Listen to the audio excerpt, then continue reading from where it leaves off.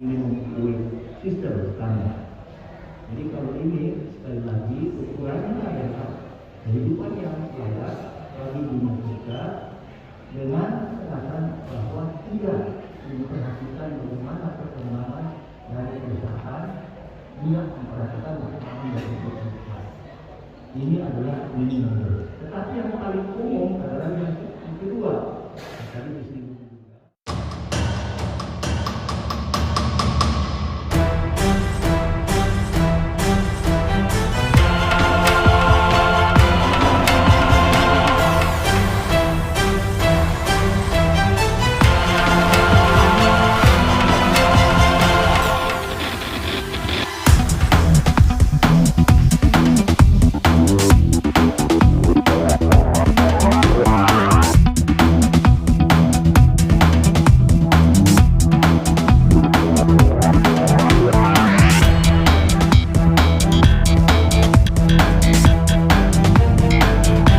Assalamualaikum warahmatullahi wabarakatuh. Buat rekan-rekan semua, jangan lupa like and subscribe YouTube Boim Cirebon ini ya. Sekali lagi, subscribe YouTube Boim Cirebon. Terima kasih.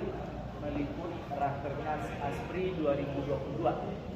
Rakernas ini adalah kelanjutan dari Munas ASPRI di 2021, di mana Munas pada 2021 telah memilih ketua umum baru secara aklamasi untuk 3 tahun ke depan, 2021 sampai 2024. Alhamdulillah, saya sebagai ketua umum ASPRI sejak 2011 diberikan kepercayaan oleh teman-teman untuk memimpin kembali ASPRI dari 2021 sampai 2024. Dan ini tentu tidak lepas dari dukungan para praktisi CSR, khususnya di Jawa Barat dan tentunya di seluruh Indonesia. Alhamdulillah, dengan terpilihnya saya kembali sebagai ketua umum ASPRI 2021-2024, saya sudah menyusun kepengurusan ASPRI untuk masa bakti 2021-2024. Sebelah kiri Pak Profesor Bomer adalah Pak Yaya, beliau ini wakil sekjen ASPRI dan juga sekaligus sebagai ketua panitia pelaksana Rakernas ASPRI pada hari ini dan besok. Jadi substansi dari Rakernas ASPRI 2022 ini sebenarnya adalah pemaparan dan pengesahan program kerja, di mana program kerja ini sudah kami lakukan beberapa kali rapat antara pengurus Dewan Pimpinan Pusat dengan masing-masing bidang. Akhirnya kita memfinalisasi itu dan hari ini adalah hari pengesahan. Dan alhamdulillah saya sudah menandatangan program kerja dari 6 bidang di ASPRI dan insya Allah nanti Pak Sekjen akan menyerahkan program-program kerja tersebut kepada masing-masing ketua bidang dan nanti bisa dilaksanakan oleh masing-masing ketua bidang sesuai dengan apa yang direncanakan. Dan tentu program kerja tersebut adalah program kerja yang terkait dengan peningkatan kompetensi, peningkatan profesionalisme dan produktivitas tenaga kerja di seluruh Indonesia. Sebagaimana diketahui, ASPRI adalah salah satu organisasi praktisi CSR yang alhamdulillah diakui oleh semua pihak, khususnya pemerintah di Kementerian Ketenagakerjaan. Ini dibuktikan dengan ASPRI selalu diikut sertakan dalam setiap kegiatan di Kementerian Ketenagakerjaan dan bahkan saya sebagai ketua umum ASPRI menjadi wakil ketua FKMPI Pusat, Forum Komunikasi Lembaga Pelatihan dengan Industri yang mengkoordinir lebih kurang 305 BLK di seluruh Indonesia. Ini salah satu bukti kepercayaan pemerintah kepada ASPRI. Dan yang kedua, ASPRI diikutkan sebagai anggota Lembaga Produktivitas Nasional (LPN) di bawah Kementerian Ketenagakerjaan, yang mana Prof. Bomer juga adalah ketua Pokja dari LPN tersebut. Dan produktivitas ini salah satu program utama pemerintah dan insya Allah bisa jadi 2022 ini program GNP2DS, Gerakan Nasional Produktivitas dan Daya Saing, itu akan bisa jadi akan digaungkan oleh pemerintah. Kita berharap demikian. Dan tentu banyak lagi kegiatan-kegiatan ASPRI yang sudah menggaung dan menggema di seluruh pelosok tanah air, khususnya di 19 DPD dan DPC ASPRI. Dan target kami di 2022 ini akan terbentuk sampai setidaknya 30 provinsi. Dan ASPRI akan terus berpikir untuk membentuk kepengurusan DPD di 34 provinsi di Indonesia. Dan juga DPD-DPC di kota dan kabupaten. Dan alhamdulillah ASPRI sudah memiliki koordinator wilayah di hampir semua kawasan industri, mulai dari Bekasi sampai Purwakarta dan Tangerang. Kami memiliki korwil yang mana ini akan menjadi perpanjangan tangan kami untuk bisa meningkatkan program peningkatan kompetensi, program peningkatan profesionalitas, dan juga program produktivitas. Ini bagian dari program bagaimana mensinergikan antara program pemerintah dengan dunia usaha dan dunia industri. Ya. Disinilah peran ASPRI untuk ikut mendukung program-program pemerintah agar sinergitas antara pemerintah, khususnya BLK, khususnya perguruan tinggi, bisa link and match dengan dunia usaha dan dunia industri. Ini peran strategis kami untuk mendukung. Jadi praktisi SR itu tidak hanya menjadi bahagian dari komponen dari perusahaan, tapi praktisi SR dalam bentuk organisasi ASPRI, kami lebih strategik secara nasional mendukung program-program pemerintah, khususnya dalam peningkatan kompetensi sumber daya manusia di Indonesia. Di bidang hubungan industrial, ASPRI juga berperan secara proaktif, di mana kami selalu setiap melakukan event-event, kami selalu mengeluarkan rekomendasi-rekomendasi. Setiap rakernas, setiap munas, kami selalu mengeluarkan rekomendasi yang intinya adalah hasil pemikiran dan kontribusi kami untuk peningkatan dunia ketenagakerjaan dan dunia hubungan industrial di Indonesia. Pada kesempatan ini, izinkan saya mewakili Asosiasi Praktisi Human Resource Indonesia atau ASPRI menyampaikan 7 butir rekomendasi hasil rakernas kami kepada media, dan kami mohon ini bisa disebarluaskan. Ini adalah salah satu kontribusi kami untuk bisa memberikan kontribusi positif dan strategis kepada dunia usaha dan dunia industri, khususnya dunia ketenagakerjaan di Indonesia. Rekomendasi Rakernas pertama ASPRI 2022 tanggal 28 sampai 29 Januari. Masa bakti kepengurusan 2021-2024, Grand Mulia Hotel Sentul Kabupaten Bogor. Kami atas nama Dewan Pembina, Dewan Pengawas, Dewan Pengarah, dan Dewan Pengurus Pusat Asosiasi Praktisi Human Resource Indonesia atau ASPRI masa bakti 2021-2024 dengan ini menyampaikan rekomendasi Rakernas ASPRI yang pertama tahun 2022 kepada seluruh pemangku kepentingan atau stakeholder ketenagakerjaan dan hubungan industrial di Indonesia yang terdiri dari pengusaha, pemerintah, pekerja atau buruh, tokoh masyarakat, serta unsur-unsur yang terkait dengan hubungan industrial Indonesia sebagai berikut.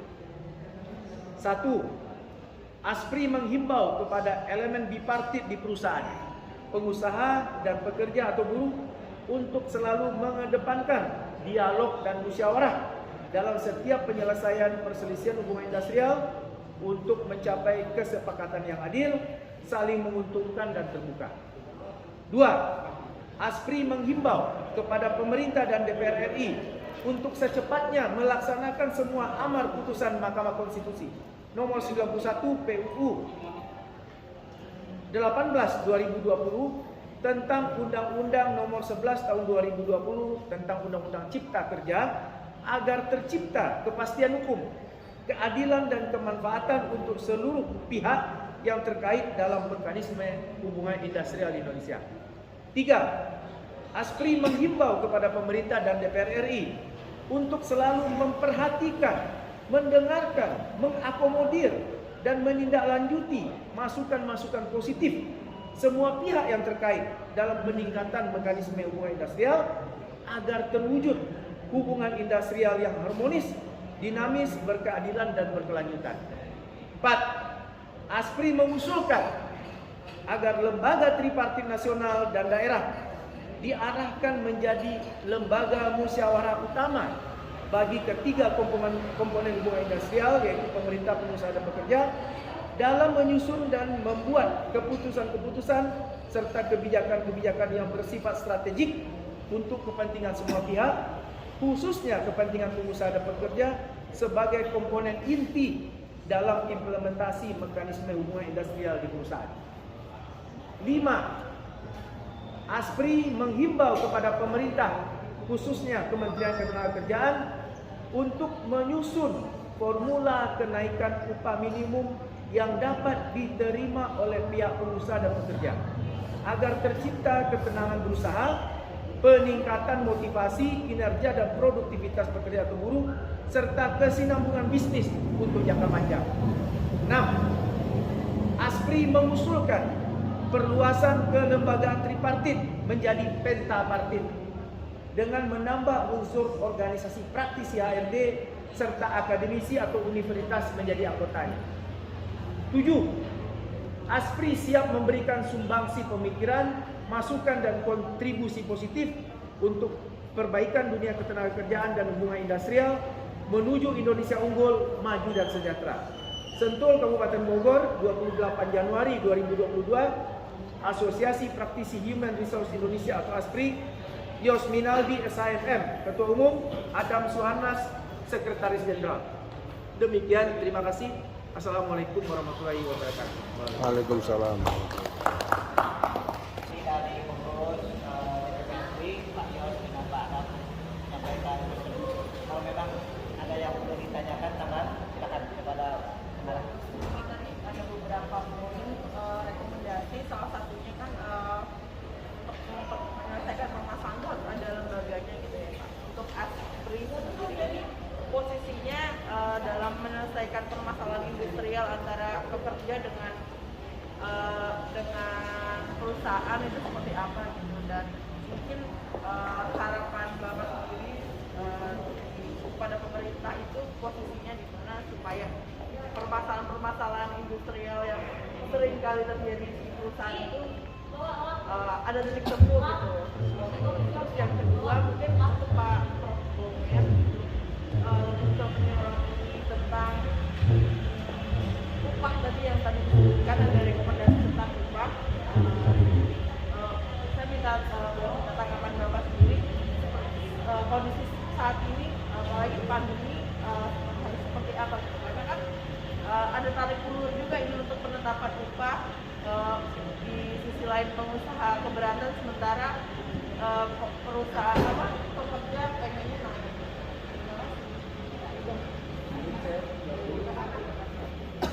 Baik. Pikiran rakyat Pak. Dari Pikiran rakyat. Oh, pikiran rakyat. Terima kasih Mbak. Mohon izin Prof. Komar, saya jawab dulu untuk yang pertanyaan pertama terkait dengan posisi ASPRI.